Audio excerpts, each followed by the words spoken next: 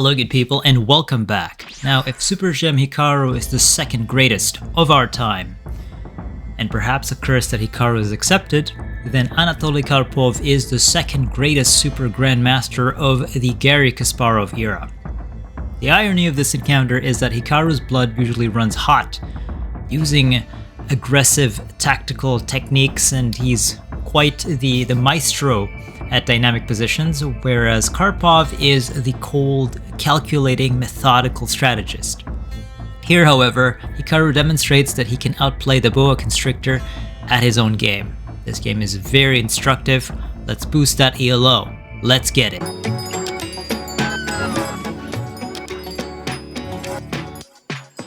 Round 1. Fight! This game took place in 2008 in a tournament called Cap d'Agde.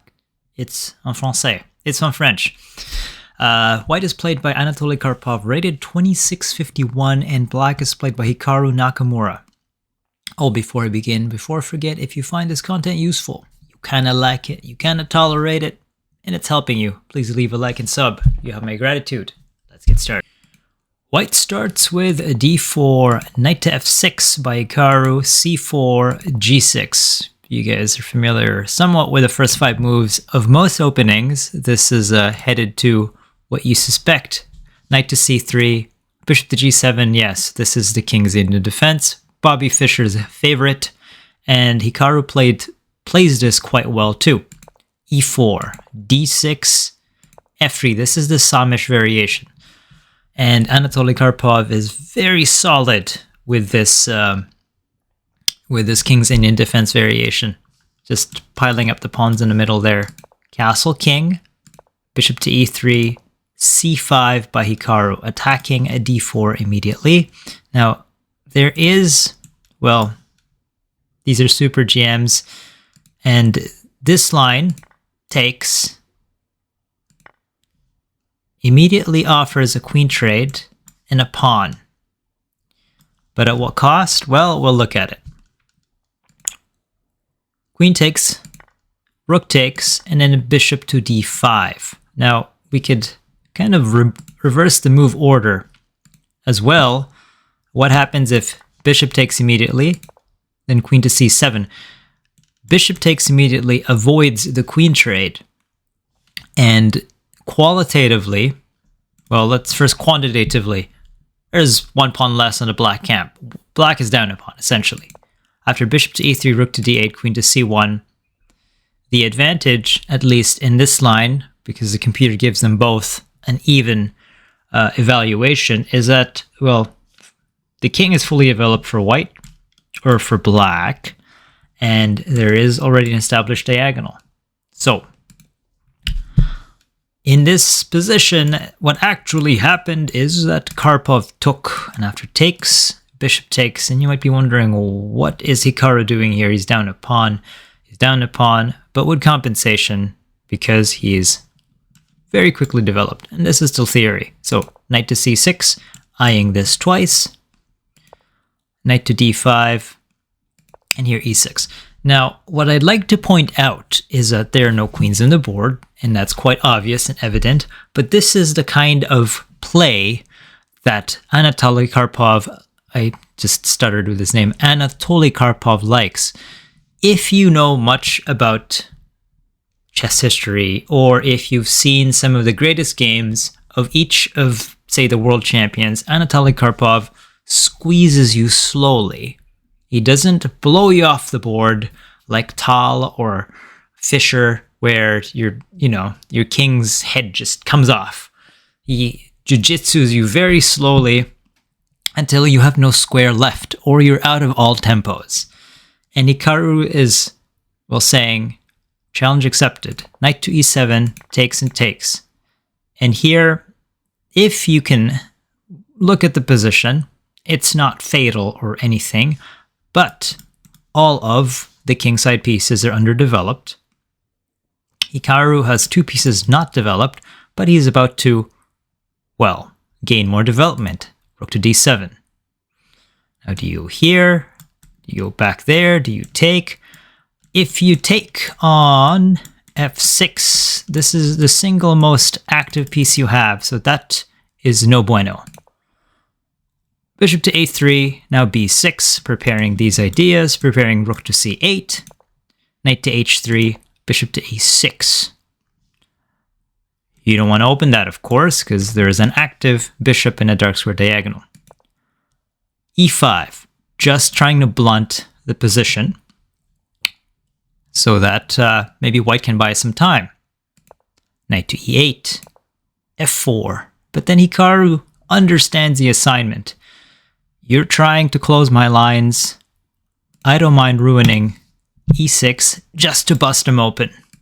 Rook to d1, takes, and still this rook is slightly delay. And between two positional players of the highest caliber, one move delay is a problem. In fact, you only need to be one move behind to lose in chess.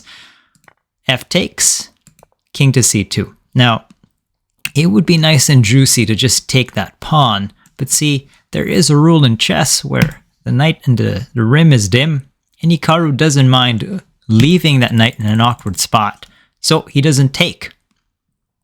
Instead, he attacks us twice with a pin, so the king to b3 happens. Well, the thing is, you could pile this up with d3, but then you have ideas here as well. So, king to b3, knight to f6, offering this pawn. Hikaru is so comfortable position. And the thing is, well, that's a temporary sacrifice because you still can reclaim it. And white's knight is still in the rim there, which is still very dim. So Hikaru's like, well, positional chess, I'm way ahead in development. So bishop d3 was played, and here Hikaru, instead of pushing this pawn, plays a strong move, rook to d8. And you might say, I could have played that, bro. That's not a strong move. Well, the concept behind that is you take over this open file. I stuttered there for a little bit. And so much so that after rook to d1, Hikaru plays yet another strong move, knight to g4, opening up the diagonal. And more importantly, leaving this knight is in such an awkward spot because you can't relocate there. But now Hikaru's also eyeing knight to e3 square. And you have to do something about this pin. Of course, if you ignore it, that one move is fatal. If you say try to play knight to g5, white is busted. You start with the original plan, knight to e3, attacking. This is attacked twice. There exists a pin. And if you want to attack it, then rook to d7, rook to d2, but now we have e4, and that's a pin. This is eyeing that, so the king can't even go there, and because your knight was put in such a strategic square, the king can't go there, and of course this is attacked immediately, right? So, takes first, check. Takes, takes. This is trying to queen, so king to c3, d2. Right? Takes, knight takes, king to c3, you're up 2 pieces. So the game is done in that sense. So the move played was bishop 2, e2, defending, attacking. Hikaru takes, takes, knight to e3. Knight to e3 still attacking, and now also attacking c4. Bishop to e2, knight takes on g2. F takes e5, bishop takes e5, and what can you notice about this position? In the basicness of endgames, pawns must be pushed. What is Hikaru doing here? Not only is this knight for the longest time in such an awkward spot, this pawn is not defended, ladies and gents. So the strategist is being outcalculated. Bishop to g4, and trying to attack this. But what does Hikaru do? because these two are equidistant in some way or form. Hikaru sacrifices the bishop after takes, knight to e3, the fork. That deadly, annoying, ridiculous knight. It just entered a grandmaster's psyche. Now takes. This is attacked twice, and it becomes a race. This pawn 4, the other pawn. Hikaru makes that move first. Because if he can blunt this, that's a boon, man. That's great. And now, the idea is not just to threaten this, but to keep this pawn anchored, so that pushes here aren't as dangerous as his push. It's all about time now. Knight to g5. Takes. Takes. Push. Push.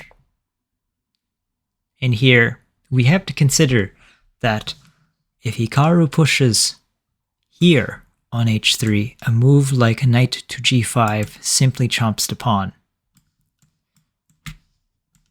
But Hikaru has other plans. He's a SuperGM. He pushes h3 anyway, and why is that? Because after knight to g5, the king is in a dark square, which means, guys, in game tactics, sacrifice the bishop. The bishop takes. Now h2. You cannot stop this.